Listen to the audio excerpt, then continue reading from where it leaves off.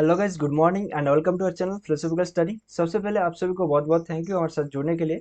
उम्मीद करूंगा आप लोग बहुत अच्छे हैं और आपका प्रिपरेशन बहुत अच्छे तरीके से चल रहे होंगे। तो गाइस, मेरा नाम राहुल मंडल है और स्वागत है आप सभी को आज इस सेशन में।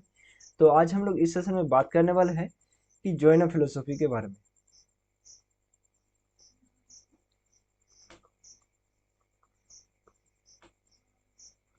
तो जॉइन ऑफ फिलोसॉफी से हम लोगों ने देखेंगे कि सब्सटेंस के बारे में।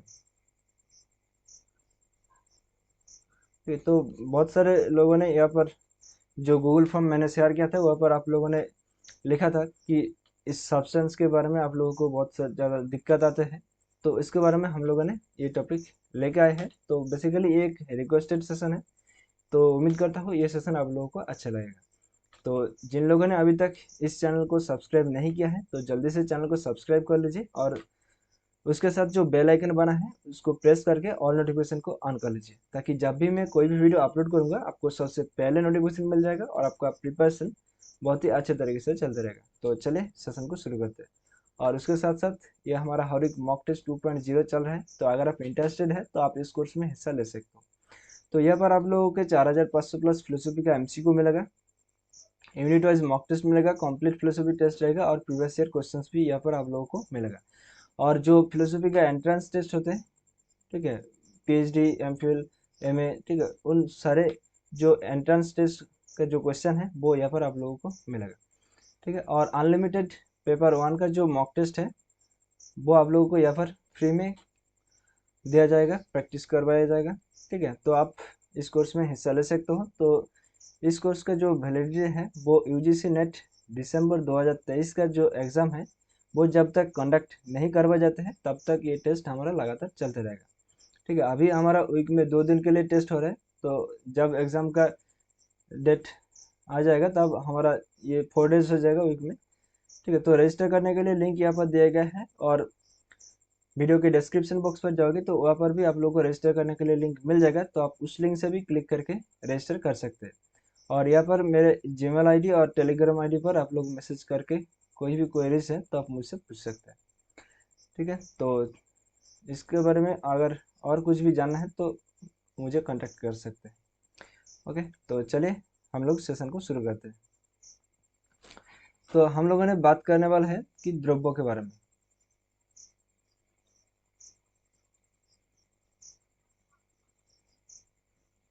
राइट।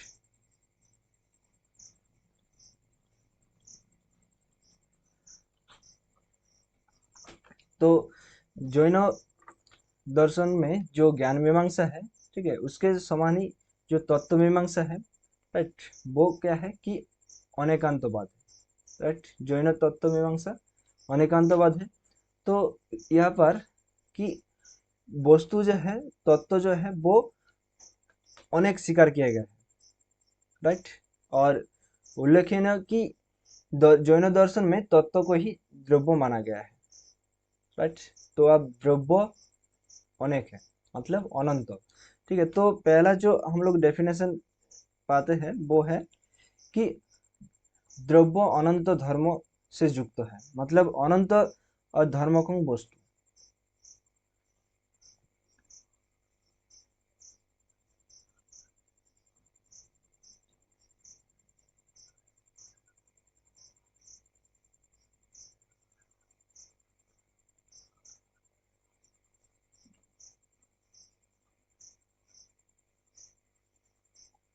ठीक है, तो अनंत धर्म को वस्तु मतलब जो द्रव्य है या फिर वस्तु है वो बहुत सारे धर्मों के बेसिस पर वो पाया जाता है। ठीक है, तो अब इस जो अनंत धर्म है वो क्यों आया है उसके बारे में हम लोग यहाँ पर पहले बात कर लेते हैं। देखो, एक जो क्वेश्चन है वो उठता है कि द्रव्य जो है वो नित्य है या फिर वो परिवर्तनशील है। राइट, तो इसके बारे में एक क्वेरीज उठते हैं। तो जो भारतीय दर्शन में जो वेदांत दार्शनिक गण है वो कहते हैं कि द्रव्य जो है वो नित्य है। राइट, और जो बौद्ध दर्शन है वो कहते हैं कि द्रव्य सर्वदा परिवर्तनशील है या फिर मोमेंटरी है। ठीक है, तो अब अगर बात करें कि वेस्टर्न फिलोसफी का, तो वहाँ पर जो ग्रीक दर्शन है, वहाँ पर पार्मेनिडेस ने कहते हैं कि द्रव्य जो है वो नित्य है, और जो हेराक्लिटस है वो कहता है कि वो मोमेंटरी है, मतलब वो परिवर्तनशील है। ठीक है, तो अब जैन दार्शनिकगण ने इस दोनों को एक साथ, वो लोग मध्यम पंथा को अवलंबन किया है। राइट, बौद्ध दर्शन में एक कुछ पाया जाता है कि मध्यम पंथा अवलंबन किया है। अब जैन दर्शन भी यहाँ पर मध्यम पंथा को अवलंबन किया है। मतलब उन्होंने कहा कि जो नित्य और परिवर्तनशील, इन दोनों ही वस्तु का धर्म है। राइट, तब ये जो दो विपरीत धर्म है वो एक साथ क्यों रहते हैं, तो उसके बारे में भी हम लोग बात करेंगे। ठीक है, तो और दूसरा जो डेफिनेशन पाया जाता है वो है कि गुण पर्यायबद्ध द्रव्य।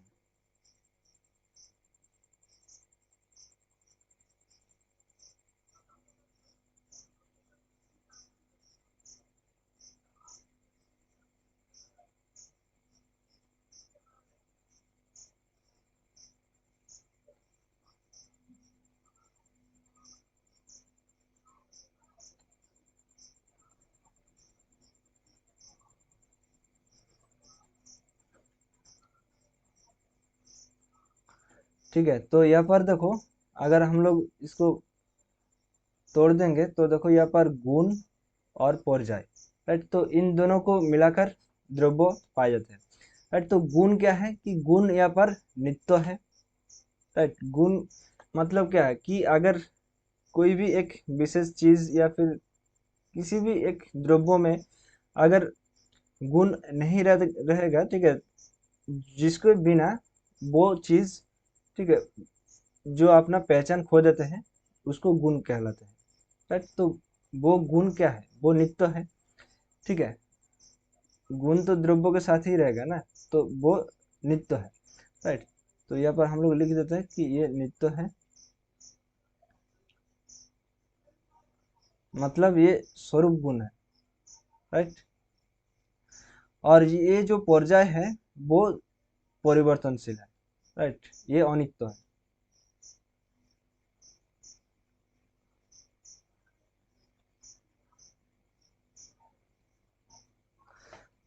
ठीक है, तो अब क्वेश्चन ये उठता है कि ये देखो, नित्य और यहाँ पर अनित्य, तो इन दोनों को एक साथ एक ही द्रव्य में कैसे पाया जाता है, कैसे रहता है। राइट, ये तो एक क्वेश्चन है। तो जैन दार्शनिक ने एक उदाहरण दिया कि आत्मा,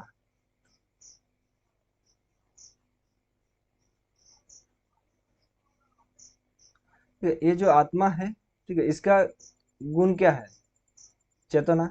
राइट, तो इस बार क्वेश्चन में आया था कि आत्मा का गुण कौन सा है।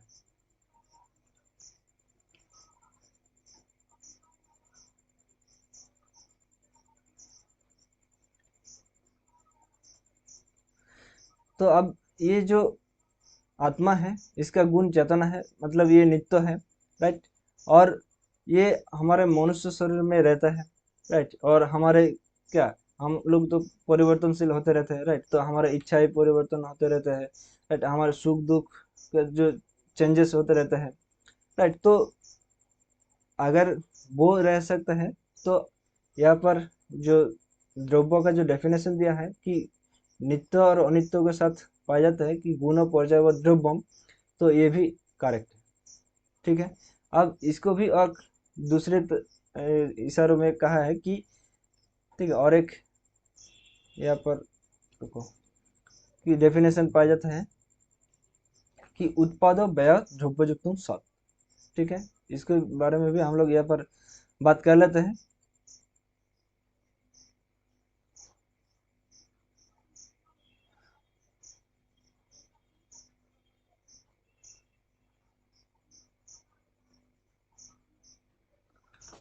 उत्पाद व्यय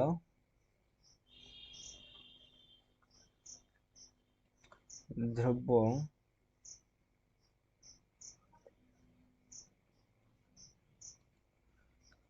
युक्तम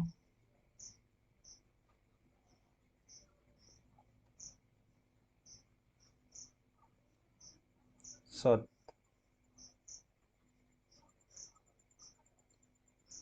ठीक है।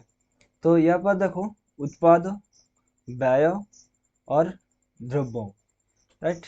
तो इन तीनों का अगर अर्थ हम लोग निकालेंगे तो देखो, उत्पादों का अर्थ है उत्पत्ति, व्यय का अर्थ है विनाश या फिर क्षय, और द्रव्य का अर्थ है नित्य, ठीक है। तो देखो यहाँ पर जो द्रव्य है वो गुण के तरह काम करता है, राइट, वो नित्य। और जो उत्पाद और व्यय है, मतलब उत्पत्ति और विनाश जो है, वो पर्याय की तरह काम करता है, राइट। तो इन तीनों गुणों के साथ ये जो द्रव्य है वो पाया जाता है, राइट। तो ये तो हो गया द्रव्य का डेफिनेशन, या फिर द्रव्य का जो विशेषणता है वो हम लोग यहाँ पर बात किया है, राइट, विशेषता। अब हम बात करते हैं कि इसके क्लासिफिकेशन के बारे में।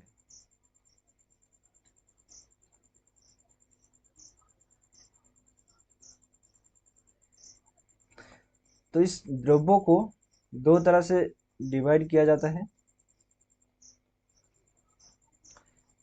तो पहला है कि अस्थिकाय द्रव्य,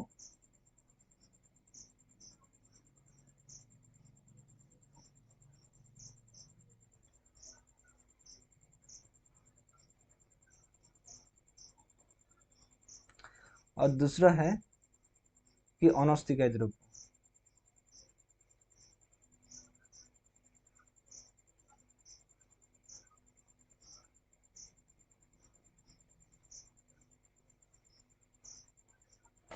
तो देखो, अस्थिकाय मतलब क्या है? अस्थि मतलब जो अस्तित्वशील है, और काय मतलब शरीर, राइट। तो इस शरीर के साथ जो चीज जुड़ा रहेगा वो है अस्थिकाय द्रव्य। मतलब यहाँ पर कहने का मतलब है कि वो शरीर से युक्त होता है, और इसका विशेषता विशेषता है वो आकाश या स्थान पर वो घेरना है, राइट। और जो अनस्थिकाय है, ठीक है, यहाँ पर सिर्फ और सिर्फ काल को ही एक्सेप्ट किया गया है, ठीक है। तो इस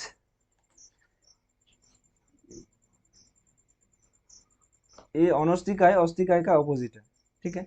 तो इस काल को भी और दो तरह से डिवाइड किया जाता है, ठीक है। एक है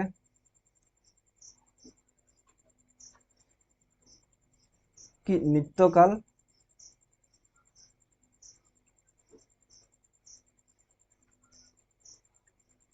और दूसरा है सापेक्ष काल।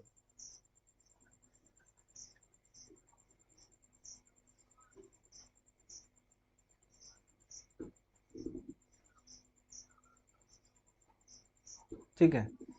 तो ये जो नित्य काल है, ठीक है, इसको कहा जाता है कि काल के नाम से, ठीक है। और जो सापेक्ष है इसको कहा जाता है कि समय के रूप से, ठीक है। तो और ये अनस्थिकाय द्रव्यों को और डिवाइडेशन नहीं किया गया है, ठीक है। अब इस जो अस्थिकाय द्रव्य है, ठीक है, इसको आगे दो तरह से डिवाइड किया गया है। एक है जीव और दूसरा है अजीव,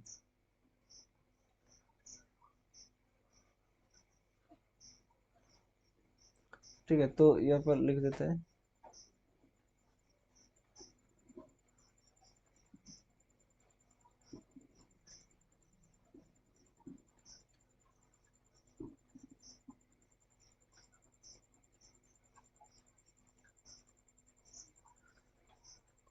ओके, तो अब इस जीव को दो तरह से डिवाइड किया है। जीव मतलब जिस चीजों पर प्राण है, मतलब चेतना है, जिसके ऊपर बहुत सारे जीव के अंदर आते हैं, और जिसके साथ चेतना या फिर आत्माएं वो सब नहीं रहता है, वो अजीव है, ठीक है। तो अब इस जीव को दो तरह से डिवाइड किया गया है। एक है मुक्त और दूसरा है बद्ध,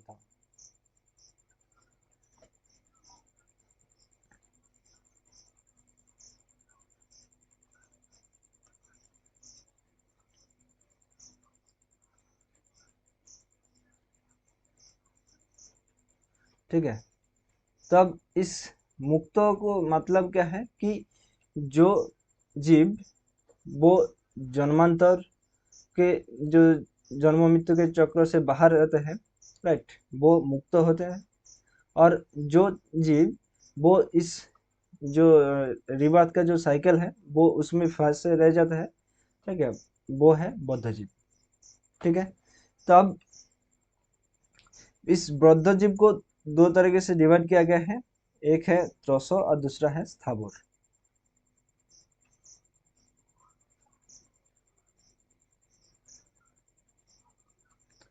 त्रसो और दूसरा है स्थावर।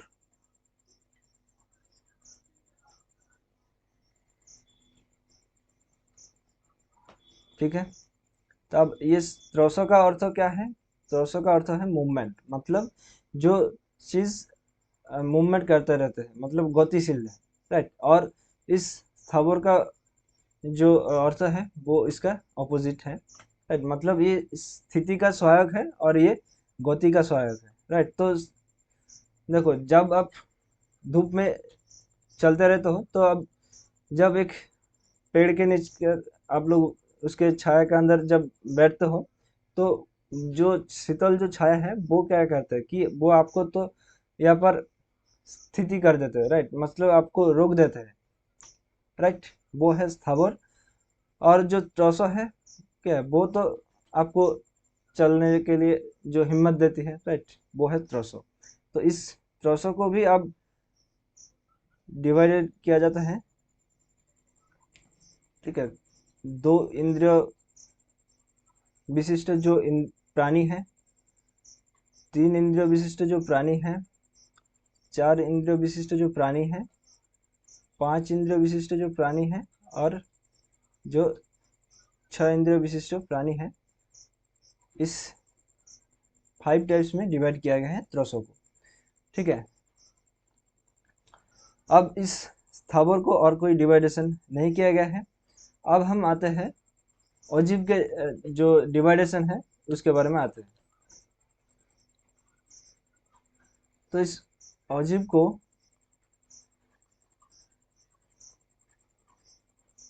धर्मों,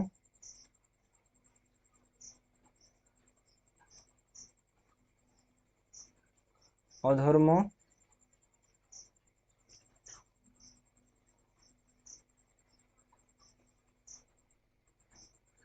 आकाश और उद्गम।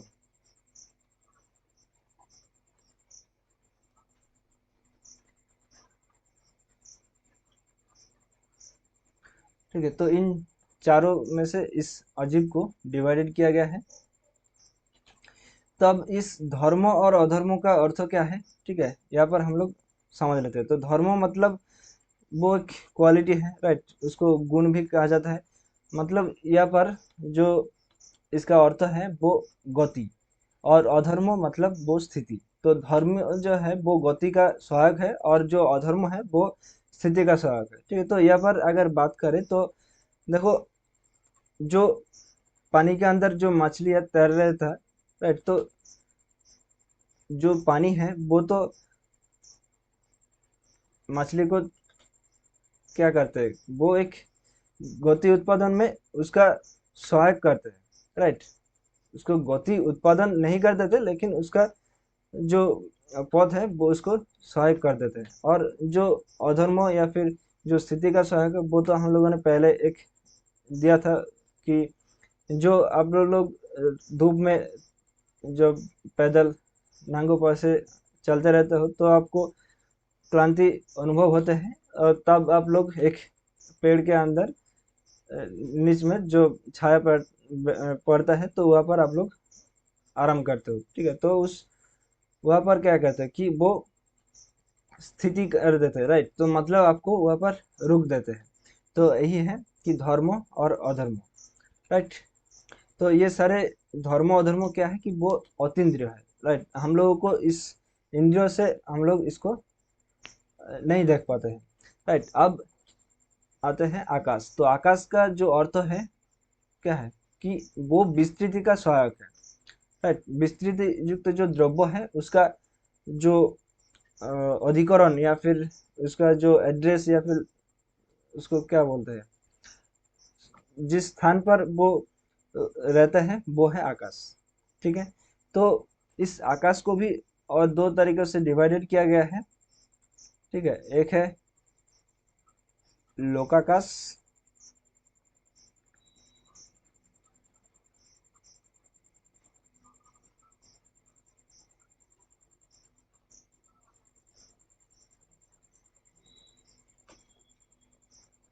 और दूसरा है आलोकाकाश।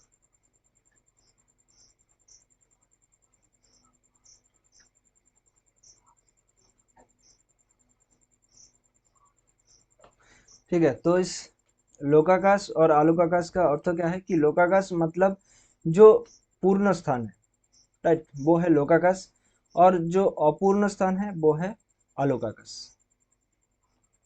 राइट। तो जैसे कि यहाँ पर देखो, जो जीव, पुद्गल, धर्म, अधर्म, वो सब लोकाकाश में अवस्थान करते हैं, राइट, लोकाकाश में रहते हैं। और इस जो आलोकाकाश है वहाँ पर कोई भी चीज नहीं रहता है। आलोकाकाश मतलब जो महाशून्य है वो इन्फाइनाइट है, राइट, मतलब असीम है। ठीक है, अब आते हैं पुद्गल। ठीक है, तो इस पुद्गल का अर्थ है कि जड़ परमाणु। ठीक है, तो ये जो जैन दर्शन में, ठीक है, जा विश्लिष्ट होता है या फिर जो संश्लिष्ट होता है उसको पुद्गल कहा जाता है। ठीक है, तो पुद्गल जो जड़ है, ठीक है, तो जड़ होने के नतीजे वो क्या है, वो अचेतन है, राइट, वो संख्या में अगर कहा जाए वो बहुत सारे हैं, राइट, तो क्वांटिटी में ज़्यादा रहता है।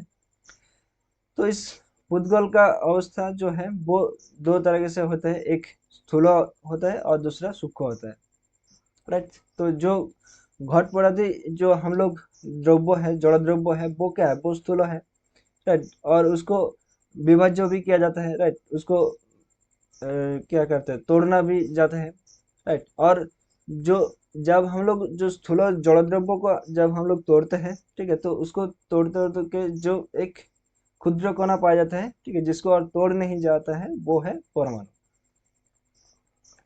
ठीक है, तो पुद्गल या फिर जो जड़ परमाणु है वो क्या है, वो निरंश होगा, मौलिक होगा, राइट, नित्य होगा, राइट। तो ये सारे जो है, इस जो पुद्गल है, क्या है, वो सिर्फ केवल ज्ञानी को ही प्रत्यक्ष गोचर होता है, राइट। इस साधारण जो मनुष्य है उसको ये पुद्गल जो है वो प्रत्यक्ष गोचर नहीं होता है, मतलब परसीव नहीं कर सकता है। ठीक है, अब इस पुद्गल में, ठीक है, जो परमाणु की बात हम लोग कर रहे हैं, तो यहाँ पर देखो, दो परमाणु को जोड़ने से यहाँ पर जैन दर्शन में, ठीक है, संघात या फिर स्कंध उत्पन्न होता है।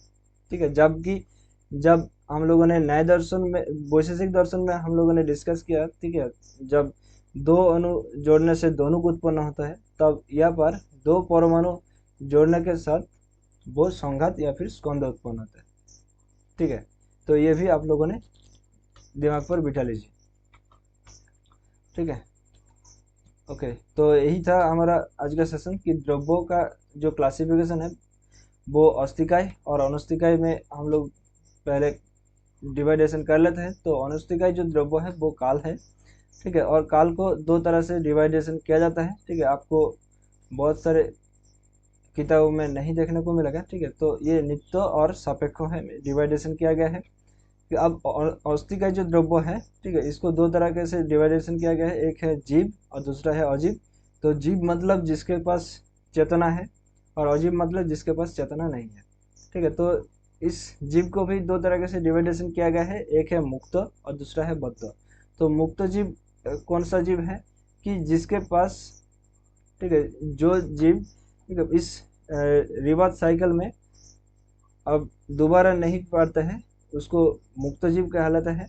और जो जीव इस रिवर्स साइकिल में फंस जाते हैं उसको कहते हैं बद्ध जीव। अब बद्ध जीव को भी दो तरीके से डिवाइडेशन किया गया है, एक है त्रस और दूसरा है स्थावर।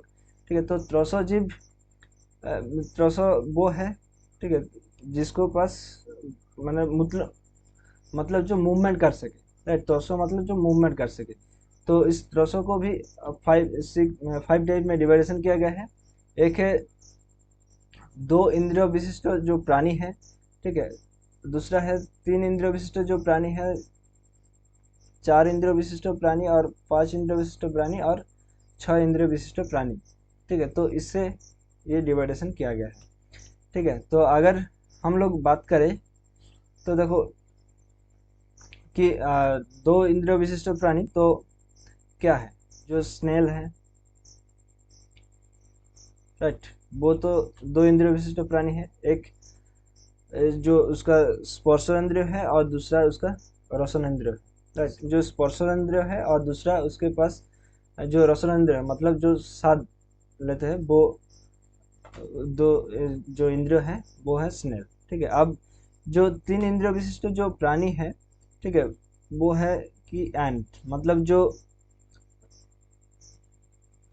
एंट आते हैं। राइट, और जोक उसको कहा जाता है। ठीक है, जोक भी आता है। ठीक है, और अगर फोर इंद्रिय विशिष्ट जो प्राणी की बात करें तो देखो वो क्या आता है, मधुमक्खी, बीज, फ्लाइज, वो सब आ जाते हैं। राइट, अब फाइव टाइप्स ऑफ जो सेंस ऑर्गन्स है, राइट, तो उसके बारे में अगर हम लोग बात करें तो देखो यहाँ पर मनुष्य भी आएगा और पशु भी आएगा। राइट, एनिमल्स और मैन। राइट, मैन को यहाँ पर हम लोग इंक्लूड नहीं करेंगे। ठीक है, क्योंकि मनुष्य के पास और एक इंद्र भी है। राइट, तो यहाँ पर हम लोग मैन को ऐड कर देते हैं। तो जो मौन इंद्रिय है वो तो मनुष्य के पास ये रहता है ना। तो देखो यहाँ पर हम लोगों ने इस त्रोसों के बारे में बात कर दिया, और जो स्थावर है मतलब वो स्थिति है। राइट, तो यहाँ पर कौन सा आ जाएगा, उद्भिद आ जाएगा। Right, plants. ओके, तो अब देखो यहाँ पर हम लोगों ने बात किया अजीब के बारे में। तो अजीब के बारे में हम लोगों ने यहाँ पर फोर टाइप्स में डिवाइडेशन किया है। पहला है धर्मो, दूसरा है अधर्मो, तीसरा है आकाश और चौथा है पुद्गल। फिर तो अब इस आकाश को भी हम लोगों ने दो तरह से डिवाइडेशन किया है, एक है लोकाकाश और दूसरा है आलोकाकाश। तो लोकाकाश में क्या है कि यहाँ पर जो पूर्ण स्थान है। राइट, और आलोकाकाश में यहाँ पर वो पूर्ण स्थान नहीं है, वो अपूर्ण स्थान है। और पुद्गल मतलब वो जड़ परमाणु है। ठीक है, और तो यही था हमारा सेशन। तो आई होप कि ये सेशन आप लोगों को अच्छा लगा है। तो सेशन को जरूर से लाइक कीजिए, और जिन लोगों ने अभी तक इस फिलोसॉफिकल स्टडी टेलीग्राम चैनल को ज्वाइन नहीं किया है तो जल्दी से ज्वाइन कर लो। यहाँ पर आप लोगों को previous year question, PDF notes, updated notification, e books, daily quizzes होते हैं, मॉक टेस्ट का लिंक यहाँ पर मिलते रहते हैं, और क्लासेस का लिंक भी आप लोगों को यहाँ पर मिलेगा। तो ये मेरा टेलीग्राम आईडी है। तो अगर आप लोगों ने कुछ क्वेरीज है तो आप टेलीग्राम ऐप्स पर जाकर सर्च करके मुझसे कांटेक्ट कर सकते हैं। और टेलीग्राम का लोगो यहाँ पर दिया गया है। ठीक है, इस लोगो पर क्लिक करके आप लोग ज्वाइन हो सकते हैं। और उसके साथ साथ यहाँ पर हमारा ऑफिशियल फेसबुक पेज है फिलोसॉफिकल स्टडी, इसको भी लाइक, फॉलो और शेयर कर दीजिए अपने दोस्तों के साथ। यहाँ पर आप लोगों को क्लासेस का लिंक, वीडियोस और अपडेटेड नोटिफिकेशन भी मिलते रहते हैं। ओके, तो इतना ही है। तो उम्मीद करता हूँ ये सेशन आप लोगों को हेल्पफुल हुआ है। अगर थोड़ा सा भी हेल्प हुआ है तो सेशन को अपने दोस्तों के साथ जरूर शेयर कीजिए। मिलते हैं अगले सेशन पर, तब तक के लिए हंसते रहे, मुस्कुराते रहे और चित्त को शांत रखकर अपने प्रिपरेशन को आगे लेकर चलें। Thank you, bye bye, take care, ध्यान रखिएगा दोस्तों। चाहे बाय।